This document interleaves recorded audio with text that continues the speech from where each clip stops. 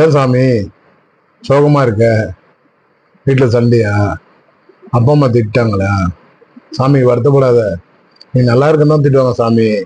நம்ம அப்பா அம்மா தானே, நம்ம மனைவி தானே திட்டினா சாமி. விட்டு கொடுத்து போ சாமி. வேற யார் சாமி? சோகமா இருக்கா சாமி? அழுதுரு. ஆனா சோகமா இருக்கா சாமி. நீ சோகமா இருக்க இருக்க உனக்கு பாரம் அதிகமாயிடும் சாமி. அதனால எல்லாம் நம்ம சொந்தம் தானே, நம்ம உறவு தானே, விட்டு கொடுத்து போ சாமி. வேணா சாமி, உன் மனசுல கஷ்டத்தை வச்சுக்காத. அழுதுரு சாமி. ஏன் சொல்றேன்னா, நம்ம எது செஞ்சாலும் நம்ம குடும்பத்துக்காக தான். அவங்களுக்கு தெரியல சாமி. உன்னுடைய கண்ணீருக்கு மதிப்பே இல்லை. ஆனா அவங்க திட்டுறதுக்கு அது ஒரு நாளைக்கு மதிப்பு இருக்கு சாமி. நீ உடஞ்சிட சாமி.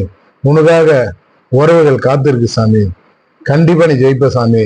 உன் பிசினஸ்ல நீ வளருவ சாமி. வருத்தப்படா சாமி, வேதனைப்படா சாமி. நீ ஜெயிக்கும் போத இப்போ திட்டின தாய் சந்தோஷப்படுவாங்க, இப்போ திட்டின மாணவி சந்தோஷப்படுவாங்க. அதனால எந்த உடஞ்சு போயிடா சாமி. நீ ஜெயிக்கிற காலம் வந்துடுச்சு சாமி.